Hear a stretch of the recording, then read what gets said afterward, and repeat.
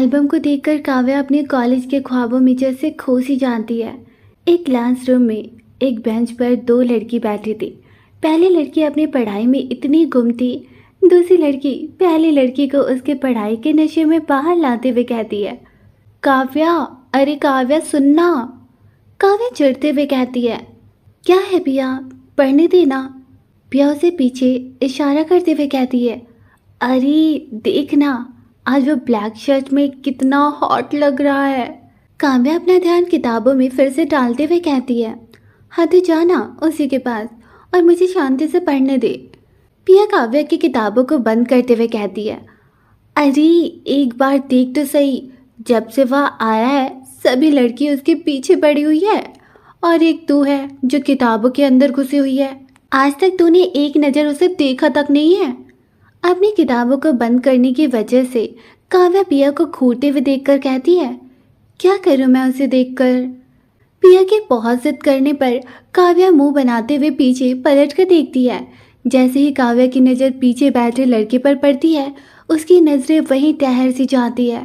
Black colour की shirt, गोरा रंग के त्वचा पर उस लड़के पर बहुत जच रहा था। वह लड़का लास्ट बेंच पर बिल्कुल शांत सा बैठा किताबों में खोया हुआ था। काव्या की नज़रें तो जैसे उस पर से हट ही नहीं रही थी।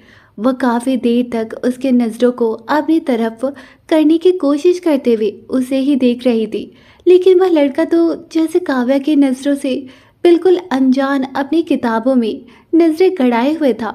लेकिन काव्या उसे और देर तक देख नहीं पाई, क्योंकि पिया उसे चिढ़ाते हुए कहती है, होए होए, नजरें ही नहीं हट रही है। पिया के ऐसे बोलते ही काव्या की नजरें उससे हटकर पिया की तरफ घूर के देखने लगती है। पिया अपनी चमकती आंखों से काव्या को देखते हुए कहती है, पसंद आया। काव्या किताब से पिया के सिर पर मारते हुए कहती है, अगर अभी तुमने मुझे फिर से पीछे देखने के लिए कहा ना, तो मैं तुम्हारे साथ बिल्कुल नहीं बैठूंगी। पिया काव्या की बातों को इग्नोर करते हुए कहती है, काश आदित्य मेरा हो जाता। काव्या पिया को कंफ्यूजन से देखते हुए कहती है, अब ये आदित्य कौन है। पिया अपने सर पर मारते हुए कहती है, हाय क्या लड़की है। आदित्य सिंघानिया को कॉलेज का हर एक स्टूडेंट, क्या प्रिंसिपल, क्या टीचर से लेकर जानवरों को भी पता है, और एक तू है। किताबों से फुर्सत मिले तब तो तुझे कुछ दिखेगा। काव्या चिढ़ते हुए कहती है, हाँ तो मैं उसे जानकर भी क्या करूँगी, शादी तो मुझे करनी नहीं है कि उसके बायोडेटा जान लूँ। पिया मुंह बनाते हुए कहती है, तेरा कुछ नहीं हो सकता। काव्या अपने कॉलेज में इतनी खो सी गई कि उसे ये तक पता न चला कि कब दोपहर सी शाम हो गई। इन सब यादें उसके दिल में इस तरह बसी हुई है कि उसे कभी भूल ना सकी। काव्या ये सब यादों में गुम ही थी कि उसे अपने पास किसी का होने का एहसास होता है। वो जैसे ही उस एहसास को देखने के मकसद से सामने देखती है, तो वह पल के झपकाना ही भूल जाती है, क्योंकि सामने आदित्य उसे मुस्कुराते हुए देख रहा था। काव्या की नज़रें अपने ऊपर महसूस होते ही आदित्य मुस्कुराते हुए ही उसकी ओर बढ़ने लगता है। काव्या एक टक बस उसे ही देखे जा रही थी। आदित्य को अपने पास आते हुए महसूस करते ही काव्या की धड़कनें बहुत तेज शोर करने लगती है। काव्या अपनी सांसों को संभालते हुए अपनी जगह पर ही खड़ी हो जाती है।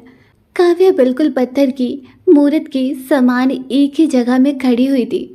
अगर उसमें जान ना होती तो बिल्कुल पत्थर की मूर्त ही कहलाती।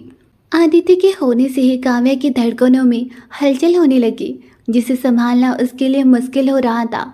आदित्य कुछ कदम चलने के साथ काव्या को बहुत ही प्यार से देखने लगता है। काव्या भी उसके इस प्यार के लिए जैसे कब से तरस रही हो। वह भी उसका साथ देते हुए नजरों से नजरें मिलाए खड़ी हो जाती है। दोनों ने अभी ठीक से देखा भी नहीं कि तभी आवाज़ आई, भाभी। आवाज़ सुनते ही काव्या जैसे होश में आई। काव्या के सामने आदित्य का चेहरा नहीं, बल्कि अनुराग का चेहरा था, जो कब से आवाज़ दे रहा था। अनुराग फिर से काव्या को आवाज़ देते हुए कहता है, भाभी। काव्या अब जैसे पूरी तरह से अपनी दुनिया से वापस आ गई थी। उसने जवाब दिया, हाँ। अनुराग कहता है, भाभी आप कहाँ खो गई हो। मैं आपको कब से आवाज़ दे रहा हूँ। काव्या अनुराग से नजरें चुराते हुए एल्बम को बंद करके कबर्ड की तरफ बढ़ते हुए कहती है, मैं वो कुछ सोच रही थी तो ध्यान नहीं गया। इतना बोलते बोलते काव्या उस एल्बम को कबर्ड में रख देती है। अनुराग उन सब बातों को छोड़ते हुए कहता है, खैर ये सब छोड़िए भाभी, दादी ने आपको नीचे बुलाया है। काव्या अनुराग को देखते हुए कहती है, ठीक है चलिए। काव्या के इतना बोलते ही अनुराग अपना एक हाथ बढ़ा देता है और मुस्कुराते हुए कहता है, क्या इस प्यारे से देवर को अपनी भाभी की सेवा करने की अनुमति दे सकती है। अनुराग की बातें सुनकर काव्या पहले उसके हाथों को देखती है, फिर उसके चेहरे को जो बिल्कुल मासूम सा था। काव्या मुस्कुराते हुए अपना हाथ अनुराग के हाथों में दे देती है। अनुराग काव्या के हाथों को पकड़ कमरे से बाहर निकल जाता है। हॉल में सब कोई बैठे अपनी बातों में मदमस्त थे कि उन्हें सीढ़ियों से नीचे उतरने की आहट सुनाई देती है, तो सब ऊपर की ओर देखते हैं। अनुराग काव्या का हाथ पकड़े हुए कुछ बातें करते हुए उतर रहा था। काव्या भी अनुराग के साथ बिल्कुल खुल मिल सी गई थी। काव्या अनुराग के साथ मुस्कुराते हुए सीढ़ियों से उतर रही थी। काव्या को ऐसे मुस्कुराते हुए देखकर अरुणी देवी के दिल को बहुत सुकून सा मिलता है। नीचे पहुंचकर अनुराग काफी इज्जत के साथ काव्या को सोफा ऑफर करता है। काव्या उसमें बैठ जाती है। अब अनुराग थोड़ा झुककर कहता है, भाभी बोलिए आप क्या खाना पसंद करेंगी। काव्या को थोड़ा अजीब लगता क्योंकि सब कोई उन्हें ही देख रहे होते हैं। काव्या सबकी तरफ देखने लगती है। अनुराग काव्या का पीछा करते हुए सब कोई को देखकर कहता है, आप सब मेरी भाभी को नजर लगाना चाहते हैं क्या। सभी लोग नाम में सिर हिला देता है। अनुराग फिर कहता है, तो फिर आप सब उन्हें इस तरह से क्यों देख रहे हैं। इस बार सभी को समझ आता है कि उन्होंने फ्लो में अपना सिर नाम में हिला दिया। अरुणी देवी अनुराग का कान पकड़ते हुए कहती है, क्या कहा आपने अनुराग। अपना कान छुड़ाते हुए कहता है, आ दादी दर्द हो रहा है। उसे ऐसे नौटंकी करता देख अरुणी देवी उसका कान छोड़ देती है और सब अपने दर्द को भूलकर मुस्कुराने लगते हैं। सर्वेंट सबके लिए चाय और स्नैक्स लेकर आते हैं और सब बातें करते हुए खाने लगते हैं। शाम का नाश्ता होने के बाद सब अपने कामों में लग जाते हैं। विशाखा जी काव्या को अपने साथ अपने कमरे में लेकर जाती है। काव्या चुपचाप विशाखा के साथ चली जाती है। कमरे में विशाखा जी काव्या को बेड पर बैठाकर खुद अलमीरा के एक संदूक निकालती है। वह संदूक दिखने में तो बहुत ही पुराना लग रहा था, लेकिन बहुत साफ और खूबसूरत लग रहा था। विशाखा जी काव्या के पास बैठते हुए उस संदूक को खोलती है। उस संदूक में बहुत ही खूबसूरत कंगन होता है। विशाखा जी कंगन को निकालकर काव्या का हाथ लेकर पहनाते हुए कहती है, ये कंगन मैंने आदित्य की पत्नी के लिए काफ़ी वक्त से रखा था। आज वो वक्त ख़त्म हो गया। वैसे तो मैंने आपके लिए एक कंगन निकाला था जो अर्जुन। इतना बोलते ही विशाखा रुक से जाती है। काव्या काफ़ी देर से विशाखा जी को ही देखे जा रही थी। अर्जुन, यह एक ऐसा नाम था जो काव्या का होने वाला था, लेकिन काव्या को अब भी बिल्कुल नहीं पता कि आखिर अर्जुन है कौन। उस वक्त जब काव्या अर्जुन की होने वाली थी, उस वक्त तो काव्या अपने होश में ही नहीं थी, तो आखिर उसे कैसे पता चलता कि अर्जुन उसका होने वाला पति था। विशाखा बात को बदलते हुए आगे कहती है, क्या छोड़िए ये सब। इतना बोलते ही विशाखा काव्या के दोनों हाथों को अपने हाथ में ले लेती है और कहती है, हमें पता है ये शादी हर शादी की तरह नॉर्मल नहीं है, लेकिन फिर भी मैं आपसे यही कहना चाहूँगी कि आप इस रिश्ते को अपनाने की कोशिश ज़रूर करिएगा। मेरे आदित्य को अपनाने की ज़रूर कोशिश करिएगा। विशाखा जी फिर से काव्या को देखते हुए कहती है, काव्या आप मेरी बात को मानेंगी ना। मैं आपकी माँ जैसी हूँ, क्या आप अपनी माँ की बात नहीं मानोगी। माँ सब सुनते ही काव्या की आंखों से आंसू बहने लगती है।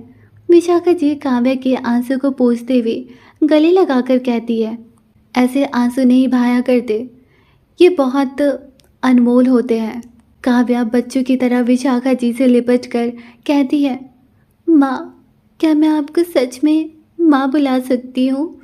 विशाखा जी काव्या के सिर को सहलाते हुए कहती है। हाँ बेटा। इस वक्त दोनों इस तरह लग रहे थे जैसे काफ़ी वक्त से माँ बेटी एक दूसरे से नहीं मिले हो। आज काव्या को माँ की ममता मिल गई थी जिसके लिए वह कब से तरसती थी, और विशाखा जी को एक बेटी मिल गई। काफ़ी वक्त तक एक दूसरे से गले मिलने के बाद दोनों अलग होते हैं। विशाखा जी काव्या के गाल पर हाथ रखकर कहती है, माँ होने के नाते अगर मैं आपसे कुछ मांगूंगी तो क्या आप मुझे दोगी? काव्या विशाखा जी के हाथ पर हाथ रखकर कहती है, माँ कभी इजाज़त नहीं मांगती। काव्या की बातें सुनकर विशाखा जी थोड़ा मुस्कुरा देती है और फिर कहती है, आप वादा कीजिए कि आप कभी भी आदित्य का साथ नहीं छोड़ोगी। विशाखा जी की बातें सुनकर काव्या बिल्कुल चुप सी हो जाती है। काव्या का ऐसा चुप होना विशाखा जी के दिल पर डर पैदा करने के लिए काफ़ी सा हो गया था। अब उन्हें काव्या के जवाब का इस कदर इंतज़ार रहता है जैसे पूरी दुनिया रोज़ सवेरा होने का इंतज़ार करती है।